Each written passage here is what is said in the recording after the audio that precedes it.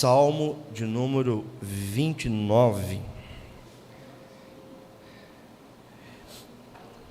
É um salmo de louvor ao Senhor. Nós vamos meditar nesse salmo.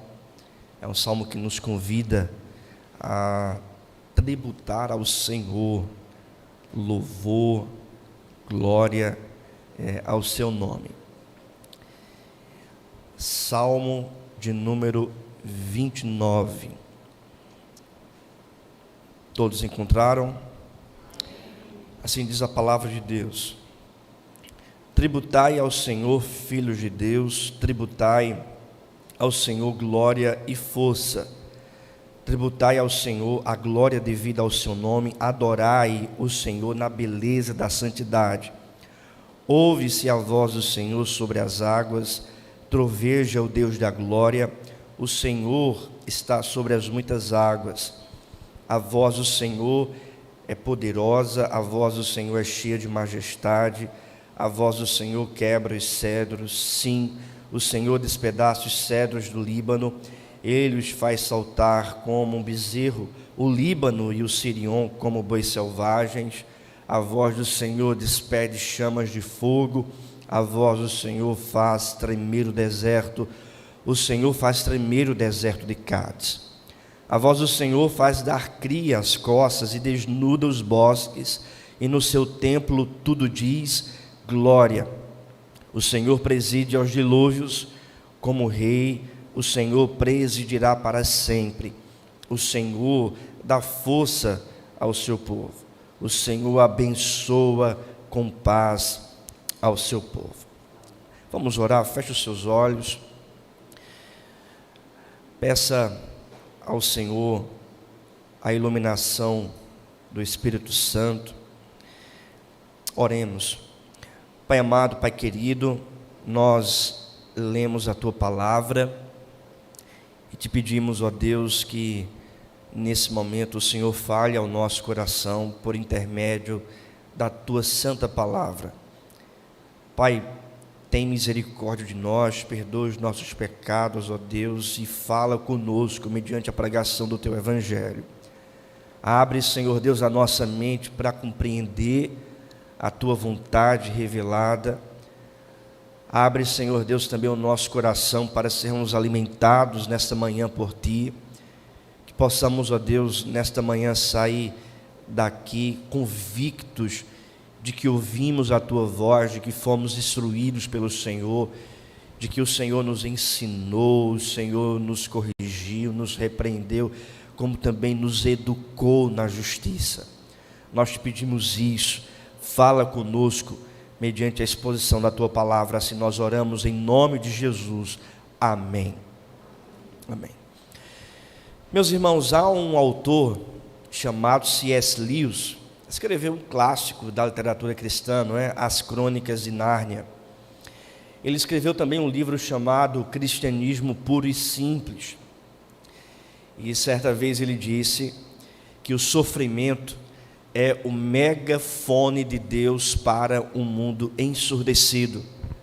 O sofrimento é o megafone de Deus para um mundo ensurdecido. Nós estamos aqui diante de um texto que é justamente esse megafone de Deus, essa voz do Senhor para um mundo que não quer lhe ouvir, um mundo ensurdecido. Nós olhamos para esse texto, e esse texto está falando dessa voz de Deus, desse megafone de Deus. O autor desse salmo é Davi, e ele escreve esse salmo com um objetivo de convocar o povo de Israel a louvar ao Senhor, a cantar um hino de louvor ao Senhor.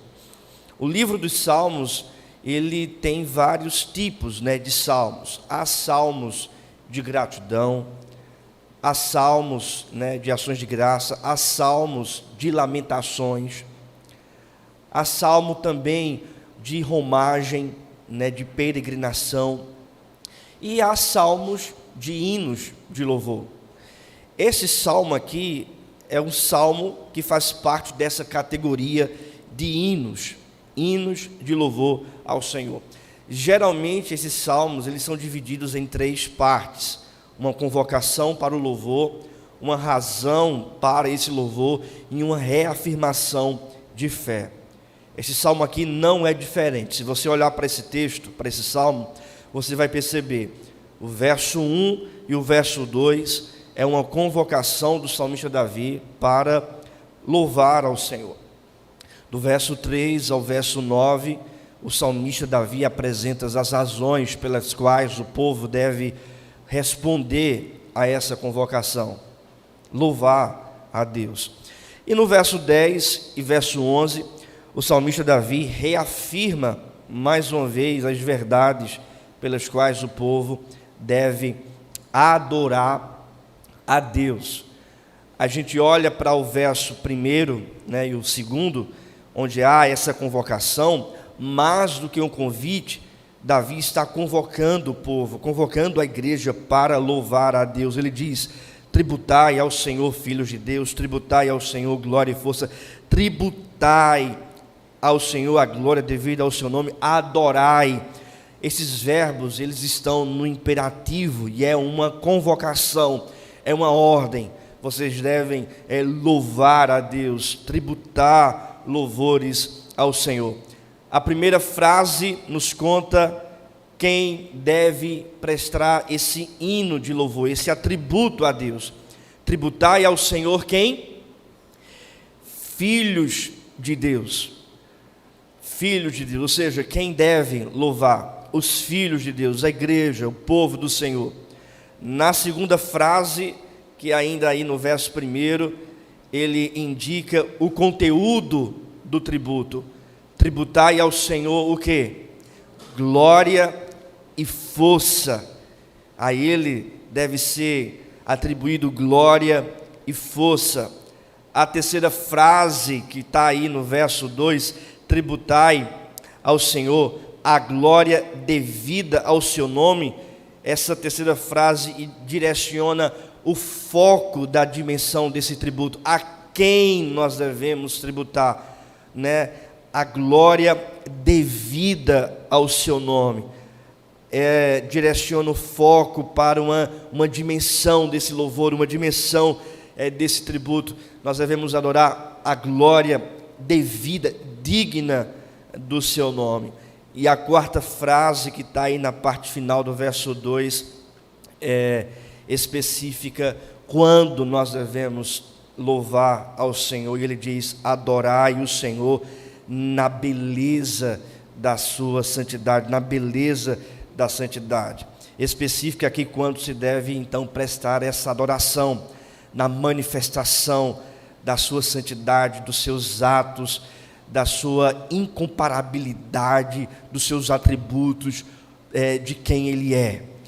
Então, os filhos de Deus devem louvar o Senhor, devem louvar, né, atribuir louvor, glória e força, essa glória devida ao seu nome e na beleza da sua santidade, ou seja, ao contemplarmos a santidade do Senhor na santa convocação, no culto, pela palavra, nós estamos aqui para adorar, para glorificar o Senhor.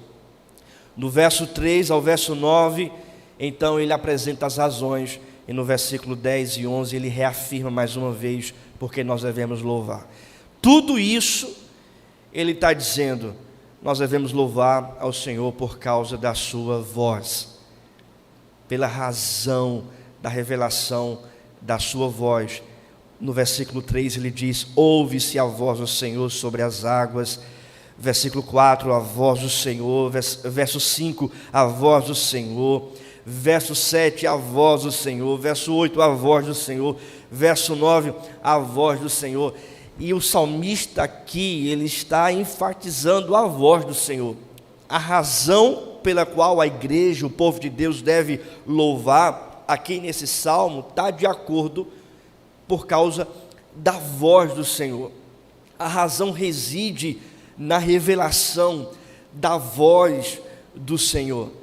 E é sobre isso, sobre essa verdade, que eu gostaria de tratar com a igreja, né? A perfeição da voz do Senhor, que é motivo de todo o nosso tributo a Ele.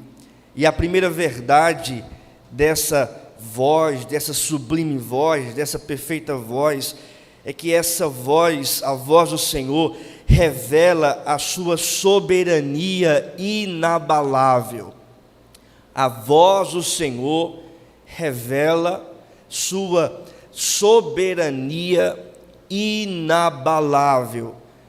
Acompanhe comigo o versículo 3, ou melhor, vamos ler juntos o verso 3, vamos lá? Ouve-se a voz do Senhor sobre as águas, troveja o Deus da glória, o Senhor está sobre as muitas águas, só até aí.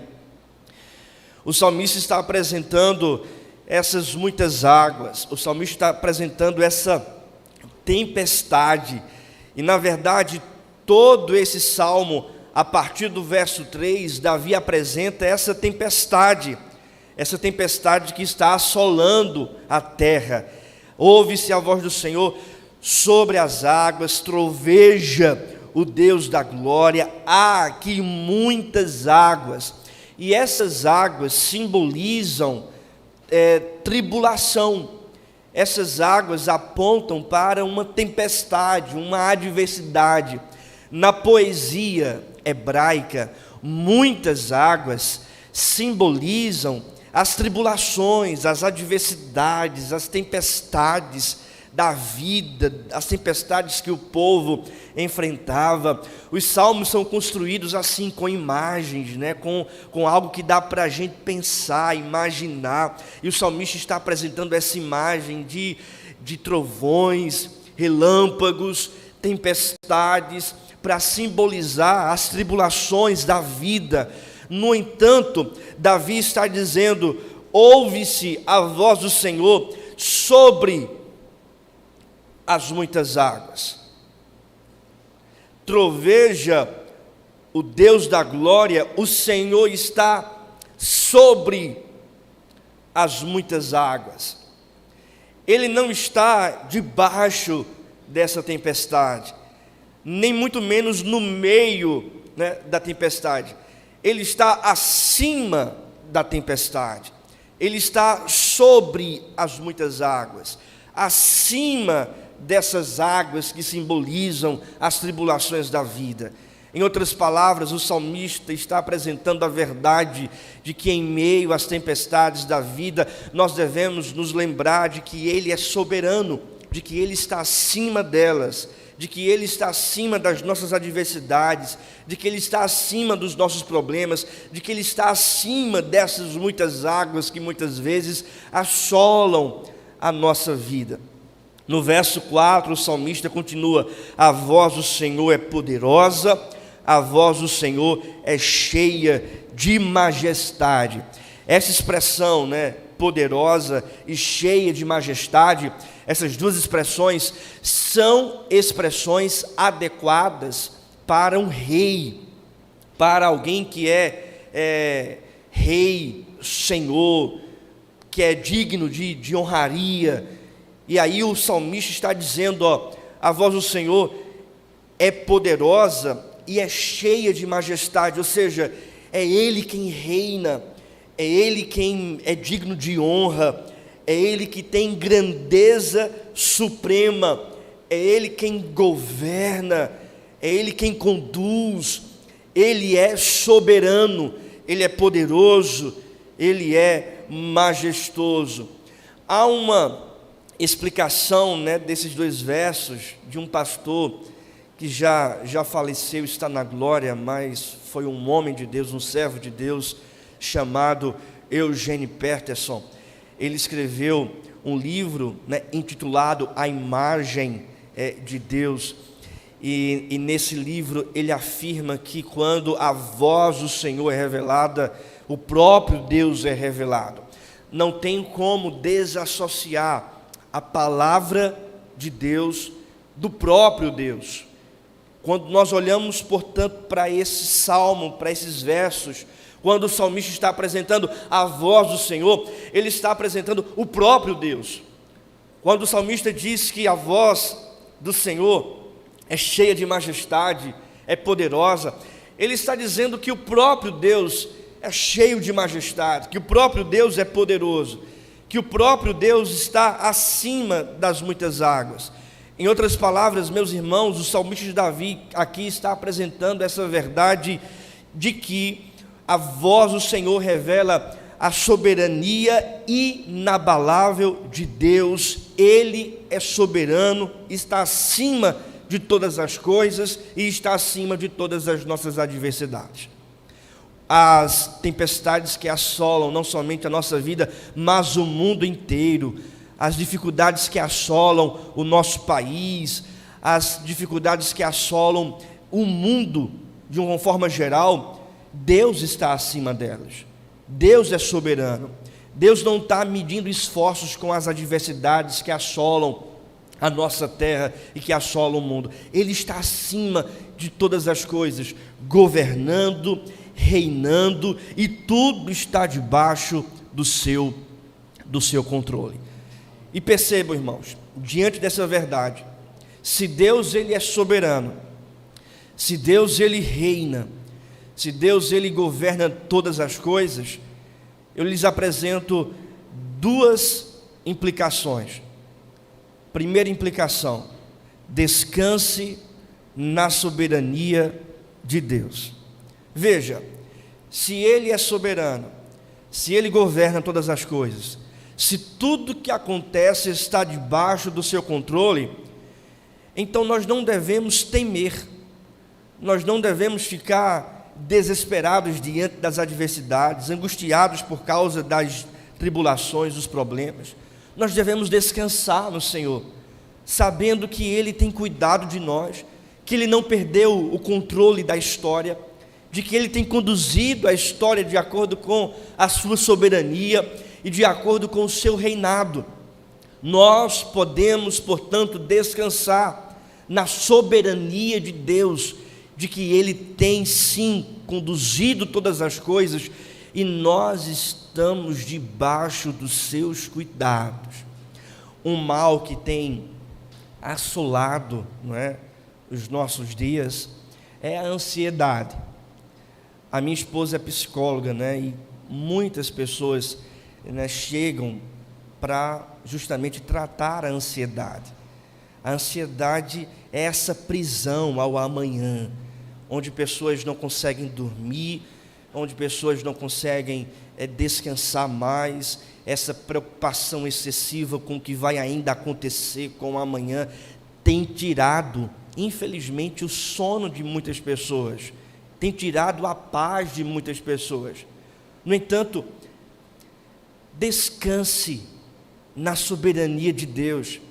Por mais que você fique preocupado, preocupada com o dia de amanhã, com a adversidade que hoje tem assolado a sua casa, a sua família, uma coisa é certa: Deus é soberano, Ele tem cuidado de você, Deus não perdeu o rumo da sua história, portanto você deve descansar, repousar na soberania de Deus. É Ele quem tem trabalhado por nós, é Ele que tem feito todas as coisas. O nosso trabalho é justamente esse, somente descansar em Deus. Há até uma canção que diz justamente isso, que nós devemos descansar no Senhor. Ele dizendo, a canção, né, é meu, somente meu, todo trabalho. E o teu trabalho é descansar em mim. Descanse na soberania de Deus, entregue ao Deus que é soberano a sua ansiedade, os seus problemas, as suas adversidades, na certeza de que Ele tem trabalhado por você. A segunda implicação é que, veja, se Deus é soberano, tudo acontece por causa dEle, Ele governa todas as coisas, Ele é poderoso e majestoso, então nós podemos ficar na expectativa de que a qualquer momento Deus pode nos socorrer, Deus pode intervir poderosamente em nossa vida. Porque veja, se Deus é soberano, basta somente uma palavra para tudo mudar. Se Deus é soberano, basta somente, né, Ele realizar algo na nossa vida, que tudo pode mudar, que as coisas podem se reverter, que aquilo que assola a nossa vida, a família, o mundo, pode a qualquer momento mudar, ser alterado, basta somente uma palavra de Deus para tudo mudar. Podemos, portanto, ficar nessa expectativa de que a qualquer momento Deus pode intervir naquilo que tem estado em nosso coração. Deus pode intervir na ansiedade que tem assolado a sua vida. Deus pode intervir no problema familiar que tem tirado o teu sono. Deus pode intervir também nas dificuldades espirituais, em pessoas que você quer que Deus transforme, que Deus liberte. Basta somente uma palavra desse Deus que é soberano, que tudo pode mudar, que o desejo do seu coração pode ser realizado segundo a vontade daquele que pode fazer todas as coisas. Se Ele é soberano, portanto, nós podemos ficar na expectativa das intervenções poderosas de Deus. Ele é soberano e a sua soberania é inabalável. As muitas águas, essas águas estão debaixo da soberania de Deus. Por esta razão, podemos ficar tranquilos que a história da humanidade está sendo guiada pela soberania de Deus, pelo governo de Deus, pelos decretos de Deus. Muitas vezes nós ficamos, um pouco aperreados. Eita, pastor, o mundo não está muito bem. A coisa vai de mal a pior. Parece que o mal está reinando, o mal está reinando e muitas vezes ficamos meio que angustiados por causa disso. Mas, meus irmãos, não fique em pânico, não fique desesperado, angustiado por isso, porque acima do mal que está nesse mundo está Deus, e Ele tem governado todas as coisas.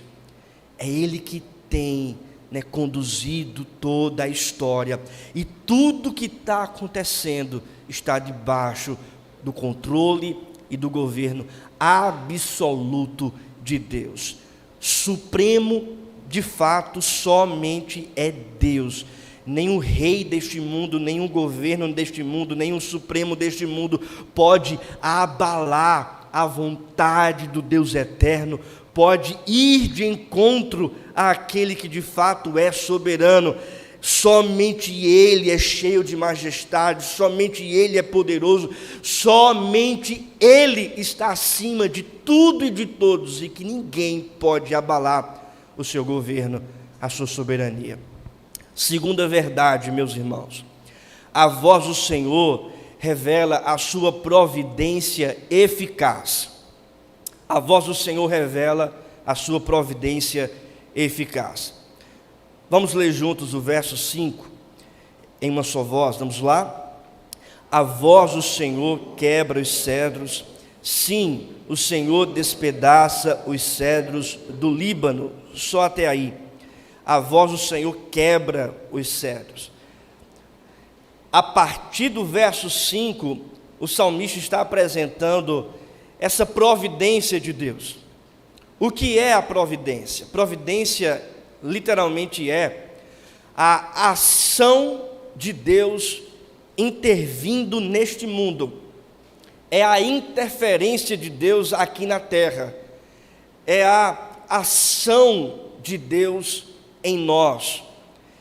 Do verso 3, o verso 3 e o verso 4, eles estão apresentando Deus soberano, quem Deus é.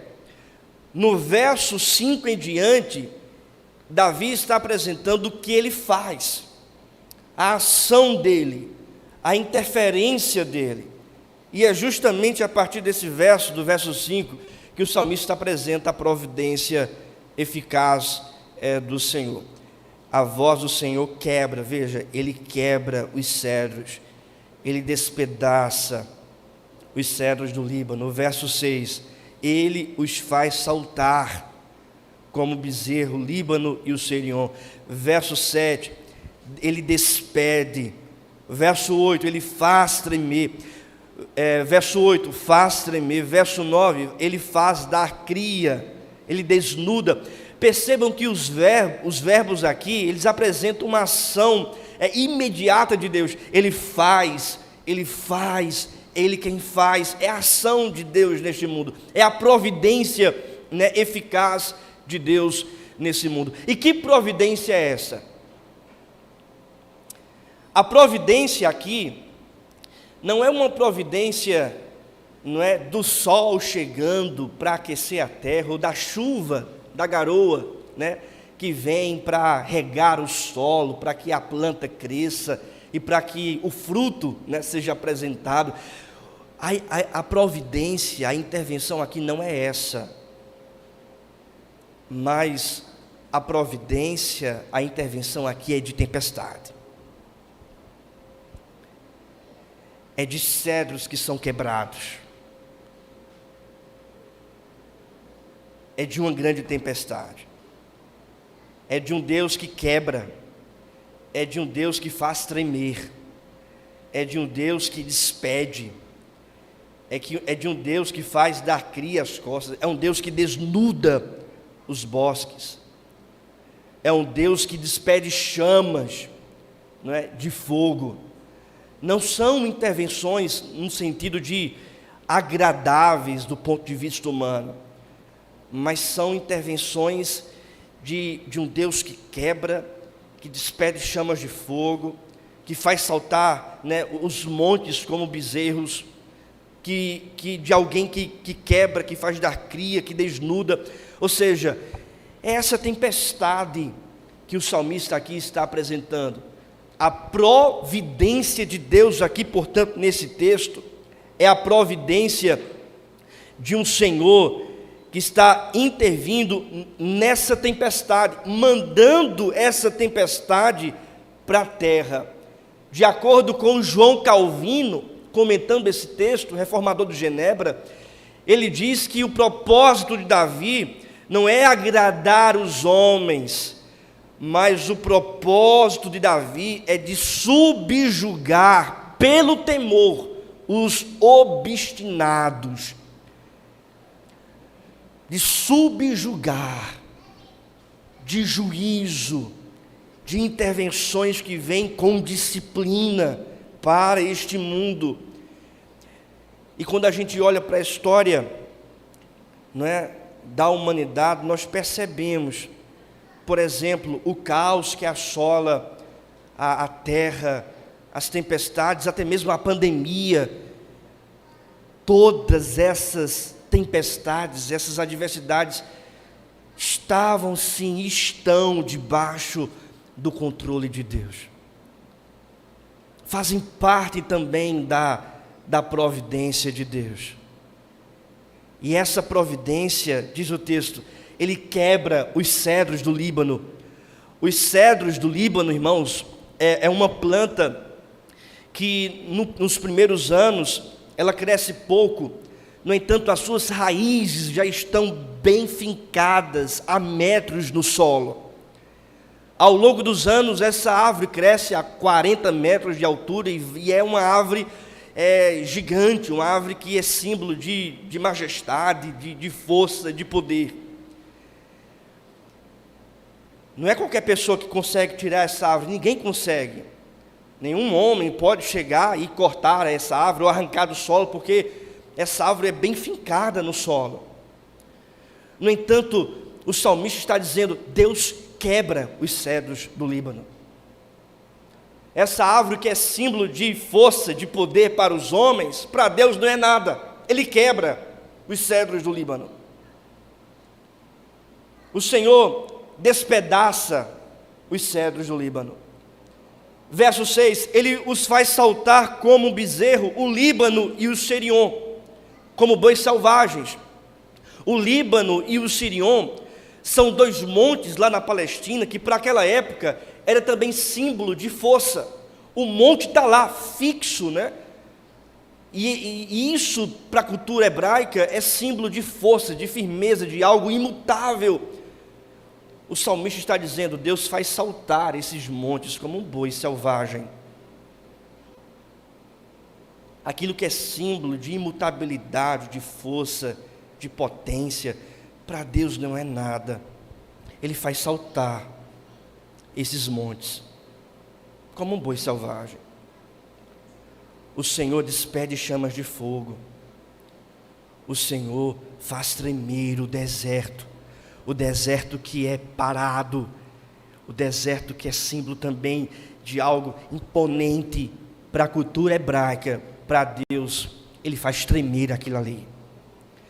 Meus irmãos, o mundo pode se levantar contra a vontade de Deus, o mundo pode viver longe da vontade de Deus, o mundo pode até mesmo achar que ninguém pode parar, as pessoas podem ter isso em mente, os ímpios podem ter isso no coração, de que são poderosos, são fortes, são imponentes e que ninguém pode parar. No entanto, para Deus nada é impossível. Ele quebra os cedros, Ele faz saltar como bezerro o Líbano e o Sirion, como bois selvagens. Na verdade, nada para Deus é impossível. E os obstinados, os ímpios, aqueles que vivem de acordo com as suas paixões, de acordo com a sua própria carnalidade, eles um dia prestarão conta diante desse Deus que quebra esses corações de pedra,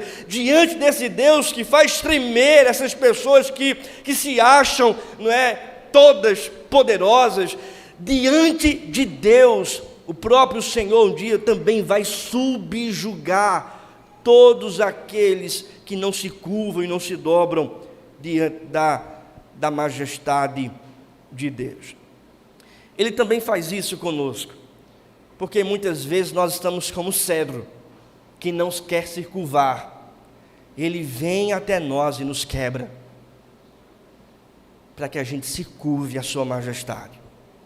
Muitas vezes o nosso coração está assim, como um deserto, seco, e Ele vem, e Ele faz tremer o nosso coração, para que a gente se curve à sua vontade.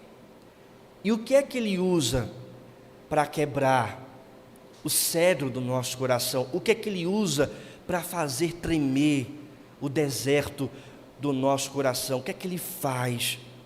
Ele manda a tempestade, Ele manda as adversidades, para que eu e você entenda que nós dependemos unicamente dEle, e que Ele precisa ser de fato o Senhor absoluto da nossa vida. Há um autor que certa vez diz que Deus utiliza as suas ferramentas para tratar com o nosso coração. E as ferramentas de Deus é o sofrimento e a tribulação. E Ele utiliza muitas vezes o sofrimento e a tribulação para usar essas ferramentas para tratar conosco, para tratar o nosso coração. E Ele pega o sofrimento e as tribulações da vida, utilizando essas ferramentas para quebrar o cedro que existe em nosso coração. Ele utiliza essas ferramentas para nos fazer saltar esses montes que existem em nosso coração.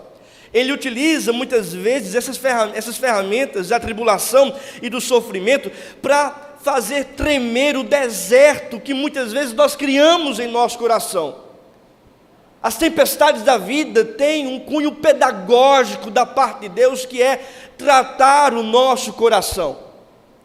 Você já ouviu falar da história do escultor que estava fazendo a cara de um leão? Alguém já ouviu aqui essa história?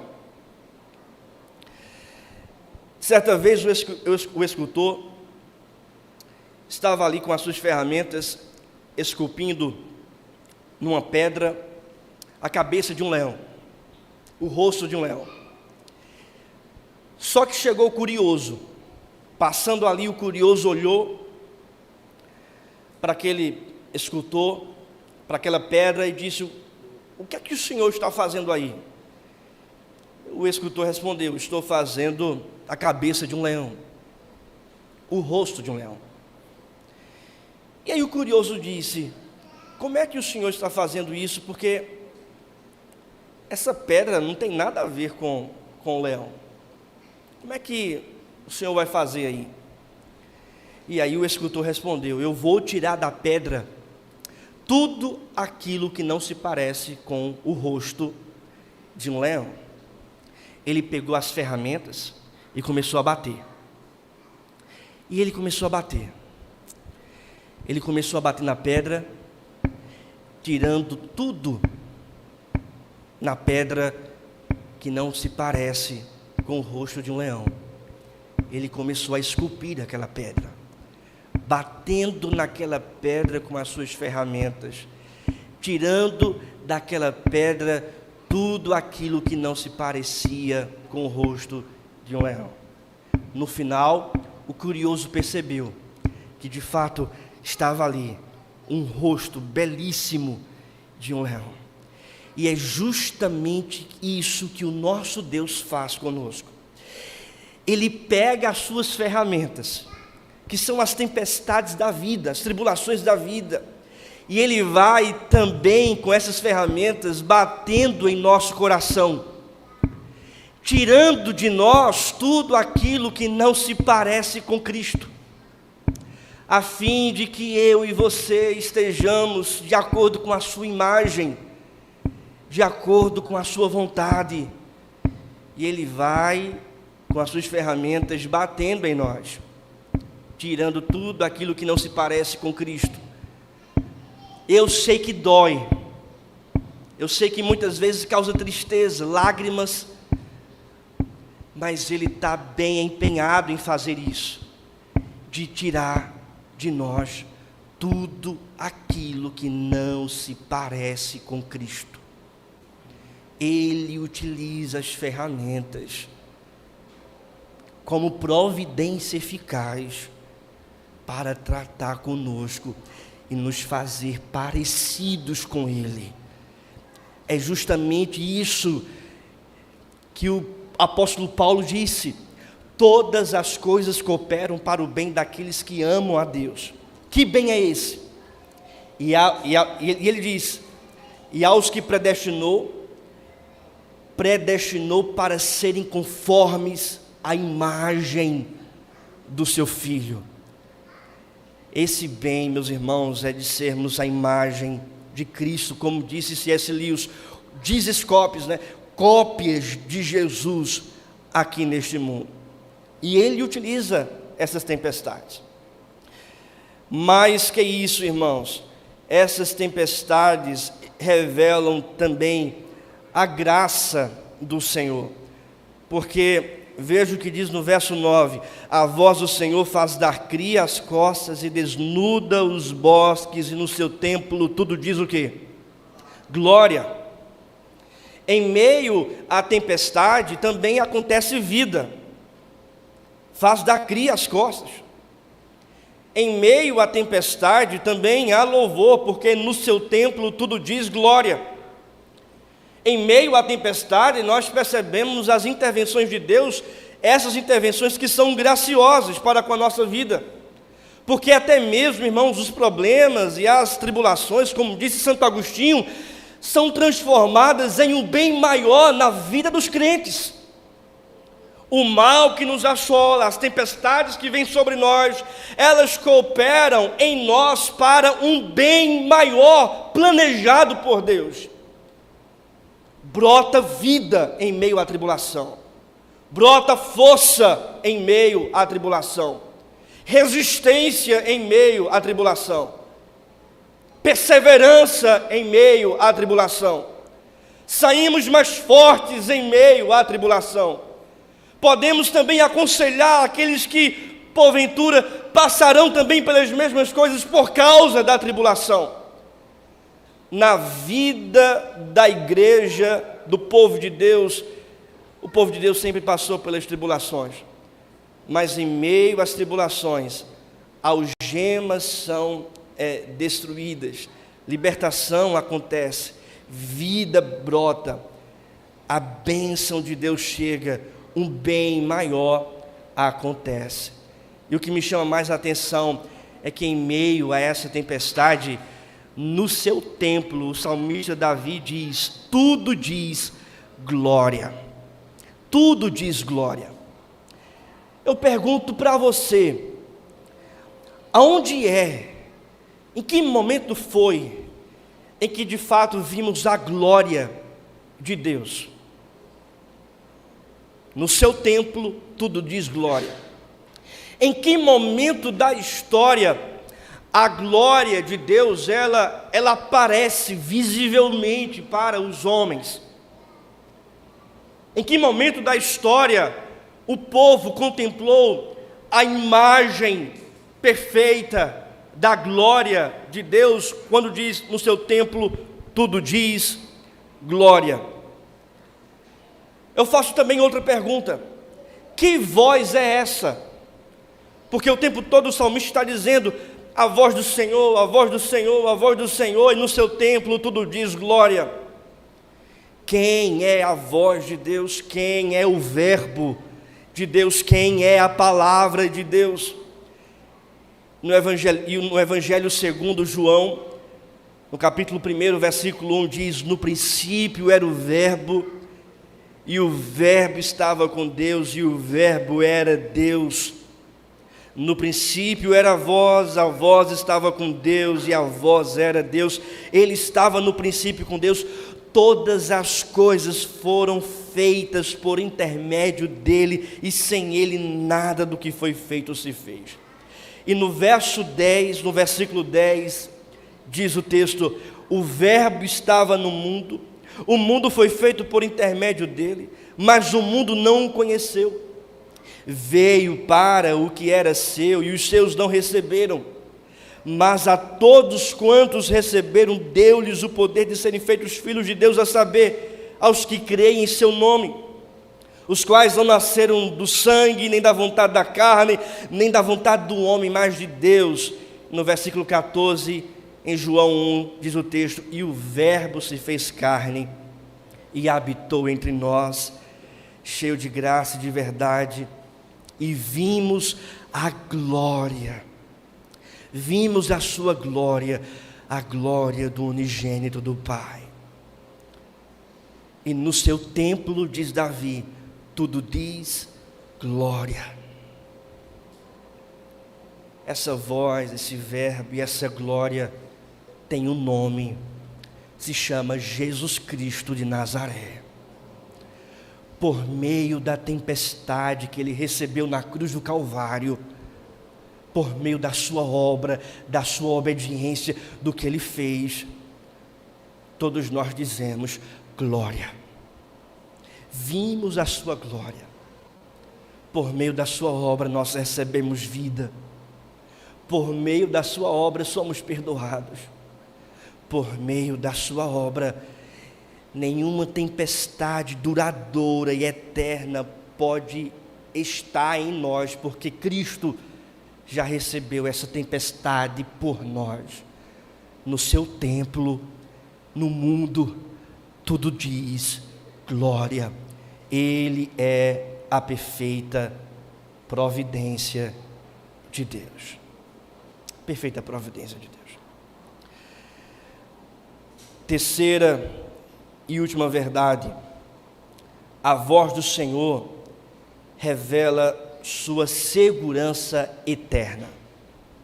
A voz do Senhor revela sua segurança eterna. Eu gostaria que toda a igreja pudesse ler o verso 10, o verso 11. Vamos lá? O Senhor ao dilúvio, como rei, o Senhor presidirá para sempre. O Senhor dá força ao seu povo, o Senhor abençoa com paz ao seu povo. O salmista aqui está apresentando agora essa segurança eterna de Deus, reafirmando aquilo que ele vem falando. É a conclusão do salmo. O Senhor preside aos dilúvios. Ele está reafirmando, Deus, ele é presidente de fato das tempestades da vida. Ele preside aos dilúvios. Pastor, quem é que está acima das adversidades? Quem é que está acima, presidindo todas as tribulações? É Deus que está presidindo. É Deus quem está conduzindo.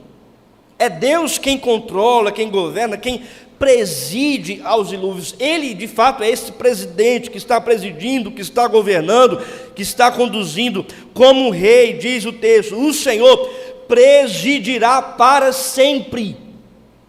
Não é o diabo, não é o mundo que preside as tempestades, é o próprio Deus, é o Senhor. Eu me lembro, meus irmãos, que certa vez, isso bem antes de ir para o seminário, lá em Caruaru, né? Conversando com alguns irmãos ontem, né? Tem alguns irmãos aqui que têm família lá em Caruaru, não é? E lá em Caruaru eu estava trilhando algo que Deus não queria para mim. Jovem, estava indo para certos caminhos que Deus não queria que eu andasse. E eu de moto, andava também um pouco correndo, e certa vez numa avenida conhecida lá em Caruaru como a Avenida do Vassoural, estava eu ali de moto, andando um pouco mais rápido, e em um certo cruzamento, um caminhão começou a aparecer, devagarzinho, mas estava aparecendo. Como eu estava na principal, eu comecei a buzinar na moto, para que o motorista do caminhão escutasse e parasse, porque eu estava na principal, né, na vez. E não, parei a moto, continuei correndo com ela, e o caminhão também não parou, e eu comecei a buzinar mais ainda, para ele ouvir, mas ele, não sei o que estava acontecendo, ele não estava ouvindo nada. E ele continuando, entrando naquele cruzamento, e não dava mais tempo também de eu parar. E se eu freasse de vez, a moto podia derrapar e acontecer ali um acidente. E eu disse, meu Deus, o que é que eu vou fazer? E eu comecei a buzinar mesmo para ele parar. Como eu estava muito rápido, não conseguia parar, e o caminhão não parava, ele entrando no cruzamento. Quando cheguei perto, eu disse, eu vou tentar desviar. E eu desviei para a esquerda, tentando passar, né, pela cabeça, né, do caminhão, assim, pela parte da frente do caminhão. Quando eu desviei pela esquerda, assim, eu não sei, o caminhão parece que meio que acelerou um pouco, né? E ele acertou em cheio em mim na lateral. Irmãos, eu nunca vi um negócio desse, nunca vivenciei um negócio desse. Eu voei para um lado, a moto voou para cima de mim. Eu estava com um capacete aqui no braço, não é? O capacete que estava no meu braço quebrou, partiu no meio, na hora assim, pá, quebrou. Uma banda do capacete foi para um lado, a outra banda foi para o outro. O capacete que estava na minha cabeça, e olha que eu estava com aquela correia aqui, né, fechada. O capacete voou da minha cabeça. Aquela correia não adiantou de nada. E por incrível que pareça, os meus sapatos voaram. Os meus sapatos, pastor, voaram. E eles estavam amarrados. Não tinha esse problema, mas eles voaram. Foi algo tão incrível que eu caí sem o capacete, com o capacete do lado também quebrado, sem ele, e sem os meus sapatos. E a moto caiu em cima de mim. A moto caiu em cima de mim. Gente, o susto foi grande. O motorista do caminhão saiu embriagado, ele estava embriagado. E aí quando eu caí, eu fui olhar, né, perceber se eu tinha algum ferimento grave, não tinha. Tentei levantar a moto, que ela estava em cima de mim, levantei a moto, e a primeira coisa que eu fui fazer foi procurar os sapatos. Procurei, achei um de um lado, depois fui procurar o outro, achei o outro do outro lado. Mas, meus irmãos, o susto fez tremer o deserto do meu coração. Aquele susto meu que quebrou alguns cedros que haviam ali dentro de mim. E eu pude perceber que aquele caminhão, o motivo daquilo ali não era simplesmente a embriaguez de um motorista, ou a irresponsabilidade de um motoqueiro que estava andando em alta velocidade. Sobretudo, por causa da presidência de Deus. Ele preside os dilúvios. Aquele caminhão não foi o caminhão de Deus que me atingiu. Aliás, o caminhão do diabo foi o caminhão de Deus que me atingiu. Não foi o caminhão do inimigo, foi o caminhão do meu amigo, daquele que cuida de mim, daquele que vem até mim para disciplinar o meu coração, me dando certos sustos e certas tempestades e tribulações para que eu me pareça com Ele, para que eu esteja no caminho dEle, para que eu ande de acordo com a sua vontade. E certas vezes, algumas vezes na nossa vida, isso acontece com cada um de nós. E Deus vem até nós e nos manda um caminhão como esse, um susto como esse, para que a gente entenda que nós pertencemos a Ele, que Ele é quem preside o nosso coração, que a nossa vida não é para nós mesmos, mas para o louvor da sua glória, e que nós não estamos como filhos abandonados, vivendo no aleatório desse mundo. Não, nós estamos debaixo do seu cuidado, e como um pai que cuida e preside os seus filhos, Ele também cuida de nós, nos chama a atenção, por amor a cada um de nós. Ele vem até nós e diz: filho, você deve andar por esse caminho, você deve fazer a minha vontade, eu não vou abandonar você às suas próprias paixões. Ele faz isso conosco. Ele preside os dilúvios, e Ele preside a sua vida, meu querido irmão, como rei. Ele sempre vai presidir a sua vida, sempre vai reinar sobre a sua vida. Por mais que você tente fugir da presença de Deus, ir para outro caminho, ir para a direita, para a esquerda, tentar se escapar da vontade de Deus, Ele continua presidindo a sua história. Ele não vai abandonar você. Não é porque você é bonzinho, não, meu querido irmão, é porque Ele é gracioso, Ele é rei da sua vida, Ele já alcançou a sua história, a sua família, e você está laçado pela graça de Deus.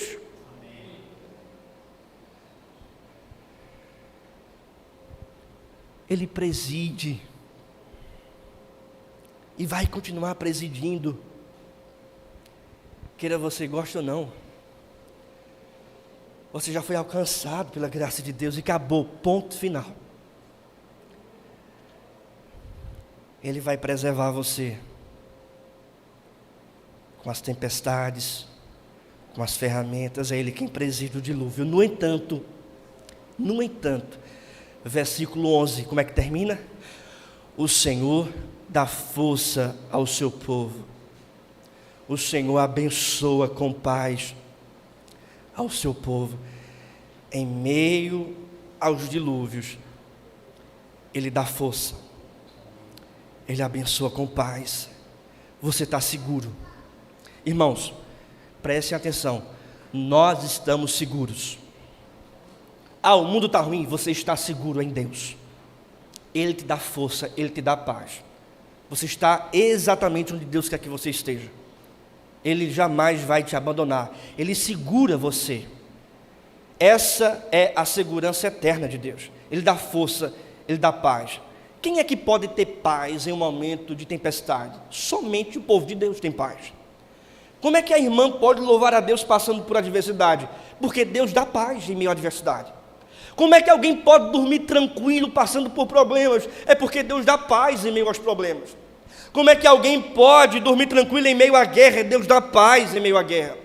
Como é que aquele crente passa por tanta dificuldade, é enfermidade, é desemprego, é tribulação, é angústia e até mesmo ansiedade? Como é que ele ainda tem força para ir adiante? Como é que ele ainda tem força para ir para a igreja? Como é que ele ainda tem força para trabalhar? É Deus que dá força. Nós estamos seguros em Deus. Aqui, irmãos, há uma doutrina apresentada que é a doutrina da preservação dos santos. Eu creio que os irmãos já ouviram falar sobre a doutrina da perseverança dos santos. Nós vamos continuar até o final. Quem é salvo para sempre, não perde a salvação. Mas por que não perde a salvação? Por que nós não vamos perder a salvação em meio às dificuldades? Por que nós vamos continuar a perseverar? Por quê? Porque Deus preserva, porque Deus segura, porque Deus dá força e dá paz ao seu povo. Eu me lembro, meus irmãos, de uma história que eu vivenciei, que foi a história da mão invisível, né? Era uma mão invisível que sempre me segurava quando eu era pequeno. Eu me lembro lá em Bom Conselho, a cidade que eu nasci, criança, eu queria aprender a andar de bicicleta. Meu pai comprou uma bicicleta e colocou aquelas rodinhas, né, para não cair. As crianças aqui, alguma criança anda de bicicleta com rodinhas? Oh, ali entra, né? Ali também. Então já vou contar também o segredo do que acontece depois, né? Mas colocou as rodinhas ali, né? E eu sempre andava tal. Meu pai disse: vou tirar agora as rodinhas. Eu disse: não, pai, não vou cair. Mas ele tirou as rodinhas para eu começar a me equilibrar. Eu, criança, comecei a andar de bicicleta sem as rodinhas. E aí, andando, me lembro como hoje, lá na rua, em Bom Conselho, prestes a cair, inclinando para a direita, e caindo, de repente, alguém me endireitava. Eu olhava para trás, não tinha ninguém. Não tinha meu pai, não tinha minha mãe, não tinha ninguém. Oxe, eu andando, e quando ia cair para a esquerda, é como se fosse uma mão, né, invisível, que vem e me colocava no prumo novamente. Eu olhava para trás, não tinha ninguém. Eu pensando comigo mesmo, um milagre está acontecendo aqui. E várias vezes acontecia isso. Eu dizendo: não é possível, deve ter alguém me segurando. E teve uma vez que eu, prestes a cair para a direita, essa mão, né, invisível chegou, me endireitou, e rapidamente eu olhei para trás. E aí eu vi que era a mão do meu pai, que estava ali, não deixando eu cair. Quando ele fazia isso, ele corria. Geralmente isso acontece. Geralmente não. Isso acontece conosco. Na nossa vida, como adultos, jovens, idosos, adolescentes, crianças. Muitas vezes estamos à beira de cairmos, desesperados por causa das adversidades. Mas a mão invisível de Deus vem e nos sustenta, nos dá força e nos dá paz. A gente às vezes pensa que vai cair por causa de uma adversidade específica na nossa casa. Mas a mão invisível de Deus vem e nos apruma novamente, nos dando força e nos dando paz. A demanda da vida está grande. E às vezes a gente pensa que não vai conseguir. A mão invisível de Deus vem e nos sustenta, nos dando força e nos dando paz. E essa mão invisível vai nos sustentar todos os dias da nossa vida, até um dia estarmos na glória de Deus. A voz do Senhor, portanto, revela a soberania inabalável de Deus, a providência eficaz do Senhor e a segurança eterna de Deus. Que essa palavra, meu querido irmão, possa alentar o seu coração, que você possa viver como o salmista disse, tributando louvores ao Senhor. Tributai louvores a Deus, porque a voz do Senhor revela o Deus que é soberano, sua providência eficaz e sua segurança eterna. Fiquemos de pé e vamos orar.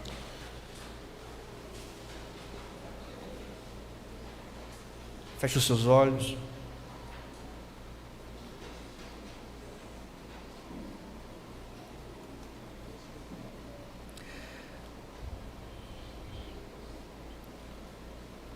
Pai amado, Pai querido, nós te rendemos graças, Senhor, e tributos louvor a Ti, porque o Senhor tem revelado a Tua soberania a nós, a Tua providência, como também a Tua segurança. Nós estamos seguros em Ti. Pai amado, recebe a nossa adoração, o nosso louvor, e que a palavra que nós ouvimos da parte de Ti nesta manhã possa germinar todos os dias em nosso coração, em nossa mente, que jamais esqueçamos de Ti e que teu evangelho, que a tua palavra traga avivamento, consolo, renovo, alento para a nossa vida. Assim nós oramos em nome de Jesus. Amém. Amém.